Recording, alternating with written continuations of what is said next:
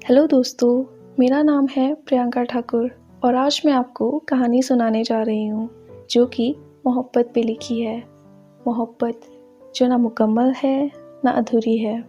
चलिए सुनते हैं। रिधिमा, अपना पसंदीदा सामान बैग में रख लो जिसे तुम साथ ले जाना चाहती हो। अम्मा ने कहा। जी मैं कहीं घूमने नहीं जा रही, मेरी शादी है। 5-6 दिन ही रह गए थे मेरी शादी में और सामान की पैकिंग हो रही थी कि क्या ले जाना है और क्या रखना है। तभी मेरे हाथ सुनहरे रंग की एक डायरी लगी। उस पे रंगीन कागज़ों से बनाए गए छोटे छोटे दिल और कुछ रंगों से की गई कलाकारी किसी पेंटिंग से कम नहीं थी। बहुत ही खास थी ये मेरे लिए। पहला पन्ना खोला तो लिखा था, एक मोहब्बत ऐसी भी। करीब 4 साल पहले की बात है। कॉलेज के फाइनल ईयर में मेरी मुलाकात शेखर से हुई थी। आज भी याद है वो दिन। भैया प्लीज़ ट्राई कीजिए ना, शायद फॉर्म फिल हो जाए। नहीं, ये हमसे नहीं हो पा रहा है, आपको यूनिवर्सिटी जाना ही होगा। मेरा एग्ज़ाम का फॉर्म फिल नहीं हो रहा था और आज सबमिशन का लास्ट डे था। अगले 2 घंटे में मैं यूनिवर्सिटी पहुंच गई थी। यहाँ किसी को नहीं जानती थी और इतनी बड़ी बिल्डिंग देखकर समझ नहीं आ रहा था कहाँ जाऊँ, किससे हेल्प मांगूँ। तभी किसी के हाथों में वैसा ही फॉर्म दिखा। मुझे लगा मुझसे कोई और भी है। मैंने कहा, हाय एक्सक्यूज़ मी, आपका भी फॉर्म फिल नहीं हो रहा है क्या? बता सकते हो ये कौन से डिपार्टमेंट में होगा? वो थोड़ा मुस्कुराया और उसने कहा कि मेरा फॉर्म भर गया है, आप बताइए आपका कौन सा फॉर्म है? उस दिन मुझे पता चला कि वो यूनिवर्सिटी में स्टूडेंट है शेखर, जिसने मेरी फॉर्म भरने में बहुत मदद की थी। तब से हमारी बातें और दोस्ती शुरू हो गई थी। काफ़ी खास था वो मेरे लिए। अक्सर उसे मैं फरिश्ता कहा करती थी क्योंकि ज़रूरत के वक्त वो मुझे फरिश्ते की तरह मिला था। वक्त वक्त के साथ बातें करते करते हम अच्छे दोस्त बन गए थे। एक दूसरे से बातें शेयर करना, वो हंसना और मुस्कुराना खूबसूरत था। 2 साल हो गए थे इस तरह से बातें करते करते। हाँ, मुलाकातें थोड़ी कम होती थी क्योंकि मैं अपने शहर में थी और वो दूर देश में। अब शेखर को जानना अच्छा लगने लगा था मुझे। उसका हर बात पे साथ होना ज़रूरी था। उसकी पसंद नापसंद सब जानना चाहती थी मैं। शायद प्यार करने लगी थी उसे। कई बार हालात ऐसे हो जाते कि बोलते बोलते रह जाती कि इश्क है तुमसे। मैं जानती थी कि मेरी मोहब्बत एक तरफा है। सोच लिया था कि कभी इजहार नहीं करूँगी, अपनी ये प्यारी सी दोस्ती ख़राब नहीं करूँगी। पर दिलो दिमाग में हमेशा एक जंग छिड़ी रहती थी। दिल कहता कि इजहार कर दे, कुछ ना कहने से कुछ कह देना भला, कि तुम तैयार रह लेना उसकी ना के लिए। और हर बार ये ज़रूरी तो नहीं कि जिसे तुम चाहोगे वो भी तुम्हें चाहेगा। और दूसरी तरफ दिमाग वो कहता कि ये दोस्ती भी ख़राब हो जाएगी और एक ऐसी दीवार बन जाएगी शायद जिसे तुम तोड़ ना पाओ। और अक्सर होता क्या है कि प्यार करने वाले अपने दिल की सुनते हैं। मैंने भी वही किया।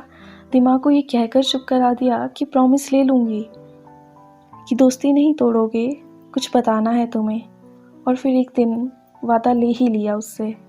मैसेज में मैंने कहा था कि बहुत मोहब्बत है तुमसे और उसका जवाब आया, मैं इस सब पे यकीन नहीं रखता और वक्त भी नहीं दे पाऊँगा तुम्हें, यही बात तुम्हें बाद में हर्ट करेगी। बात का मुझे पता नहीं, अभी बहुत हर्ट हो रहा था। उसकी हर बात बुरी लग रही थी मुझे। हाँ, मैं उसकी ना के लिए तैयार थी, मान लिया था कि कोई फ़र्क नहीं पड़ेगा मुझे उसके जवाब से। पर कहना आसान है, हकीकत में अब बहुत मुश्किल है। बहुत दर्द होता है। शायद एक तरफ़ा मोहब्बत में इजहार करना सही नहीं होता। अगर चुप रहती तो बेहतर था। अब वो प्यार का गुलदस्ता जो दिल में धीरे धीरे खिल रहा था, उसकी बातें सुनकर कई टुकड़ों में टूट चुका था। साथ तो मांगा भी नहीं था मैंने उसका, चाह के भी उसे पा नहीं सकती थी मैं, क्योंकि हमारे यहाँ बेटियों को यही तालीम दी जाती है कि प्यार और शादी करना तो अपनी बिरादरी के लड़के से। और शेखर वो तो परदेसी था। कुछ फ़र्ज मुझे प्यार कुर्बान करके भी अदा करने थे और लड़ भी लेती ज़माने भर से, पर उसे तो कभी मुझसे मोहब्बत थी ही नहीं। शायद अपना पहला प्यार भूला नहीं था वो। हैरान थी कि इस सब के बाद वो दोस्ती निभा रहा था और अपना प्रॉमिस भी। मेरे लिए ये सब कुछ नॉर्मल कर पाना आसान नहीं था। काफ़ी वक्त लगा इस सब को समेटते समेटते। कुछ वक्त बाद पहले सी बातें शुरू हो गई थी, तो दिल में एक उम्मीद जगी कि शायद थोड़े वक्त बाद उसे मुझ पे यकीन हो जाए।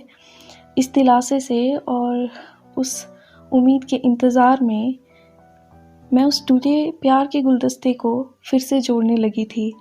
हाँ, कुछ दरारें थीं उसमें, पर फिर भी मैं उसे बना रही थी। और ये पूरी तरह जुड़ गया जब उसका मैसेज आया कि कुछ बताना है तुम्हें, मिल सकती हो क्या मुझे? आ रहा हूँ मैं तुम्हारे शहर अगले हफ्ते। मैं बहुत खुश थी। लग रहा था कि अब मुलाकात तो हो ही रही है, शायद प्यार की बात भी हो जाए। बहुत तैयार होके गई थी मैं उस दिन। अक्सर वो कहता था कि मैरून सलवार सूट में काशनी पीले दुपट्टे में मुझे तुम बहुत अच्छी लगती हो। ब्लैक कलर की झुमके और एक छोटी सी बिंदी तुम्हें और भी खूबसूरत बना देती है। हाँ, मैं वैसी ही बन के गई थी जैसे वो अपने लफ्ज़ों में बयां किया करता था। हमारा मिलना रेस्टोरेंट में तय हुआ था। मैं दिए वक्त पर पहुंच गई थी तो देखा कि शेखर के साथ एक लड़की भी बैठी थी। उससे बात की तो पता चला कि वो उसकी मंगेतर है और 1 महीने बाद उसकी शादी है। वो अपने ख़ास दोस्त मुझसे मिलाने उसे लाया था। काफ़ी खुश था वो, और मेरा वो उम्मीदों से दूसरी बार बना गुलदस्ता अब बिल्कुल टूट चुका था। कोई गुंजाइश बाकी नहीं रह गई थी उसमें। एक आवाज़ दिल से उठकर आना चाहती थी जो कहीं गले में आकर सिमट गई। आंसू सामने आना चाहते थे पर पलकों ने उन्हें भी रोक लिया। मैं हार गई थी। ना जाने मैं लेट थी या सब कुछ इतना जल्दी हो रहा था। कुछ माहौल ऐसा था कि जैसे कृष्ण ने कहा है कि मैं विधाता होके भी विधि के विधान को टाल नहीं सका। मेरी चाह राधा थी और चाहती मुझको मीरा भी थी, पर मैं हो रुक्मणी का गया। कुछ ऐसा ही तो था।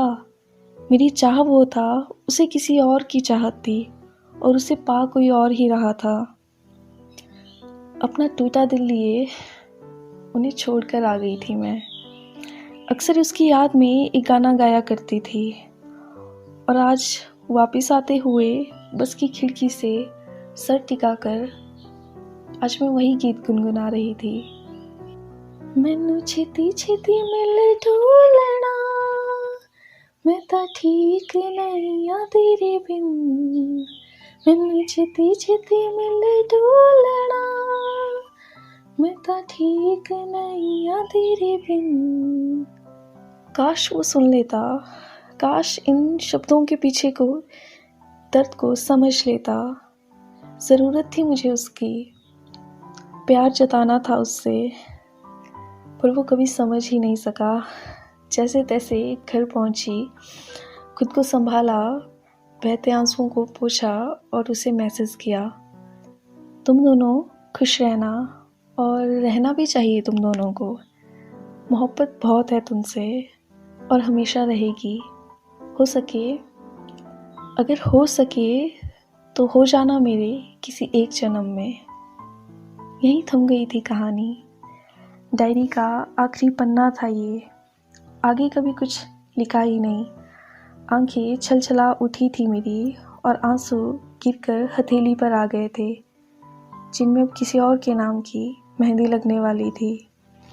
हाँ, अब मोहब्बत बंद कर दी थी मैंने दिल के किसी कोने में, और दहरी पे बैठ के जहाँ मैं इंतज़ार कर रही थी उस वक्त का और उस अगले जन्म का, जहाँ ये मोहब्बत एक तरफा से मुकम्मल होगी।